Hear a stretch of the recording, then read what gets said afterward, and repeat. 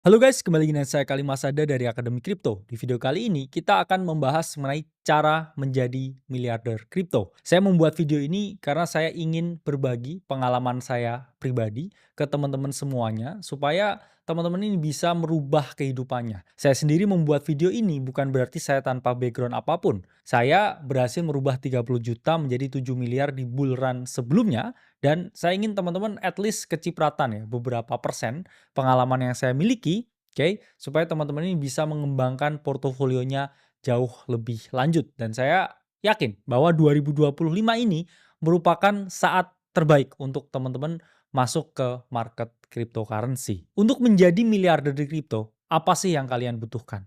Pertama, kalian itu membutuhkan niat yang kuat. Saya tahu teman-teman ini cuma ingin sesuatu di sini. Tapi saya kalau bisa bedah hati kalian, 90% dari kalian itu cuma mau kaya doang. Tapi hanya 10% nih yang memiliki niat yang kuat, mau kaya dengan purpose yang baik. Dan juga kalau mereka memiliki niat yang kuat di kripto ini, mereka ini jauh lebih di reward daripada mereka yang hanya join di sini karena FOMO. Saya tahu teman-teman di sini banyak sekali yang merasa FOMO atau fear of missing out. Jadi kalian ini masuk ke kripto itu hanya setengah hati karena dengar temennya, karena dengar influencer, karena dengar saudaranya bisa kaya dari kripto. Tapi kalian nggak ngerti apa aja proses yang harus kalian lalui. Perjuangan seperti apa yang harus kalian lakukan untuk bisa sukses di sini. Di awal aja udah niatnya ada berantakan, gimana ke depannya. Itulah mengapa saya bilang ke teman-teman niat itu sangat penting. Saya pribadi memang udah kenal kripto dari 2018. Mulai sangat aktif di 2020-an.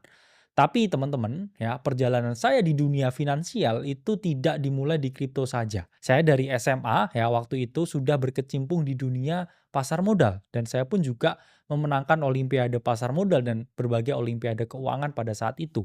Dulu memang saya ini ikut-ikut lomba ya itu karena saya butuh duit. Butuh duit untuk bisa membuka usaha. Maka dari itu saya ikut berbagai lomba seperti lomba trading ya, lomba ekonomi, lomba akuntansi dan lain sebagainya. Hingga akhirnya saya pun tahu dunia finansial sejak saya SMA. Dan semenjak SMA ya memang dulu keterbatasan, modal itu sangat terbatas. Tapi dari dulu ya impian saya itu adalah tentang menjadi seorang trader yang hebat, tentang menjadi pelaku pasar keuangan yang sangat berkompeten. Dan itu pun terbawa dari saya mau tidur ya sampai saya bangun tidur.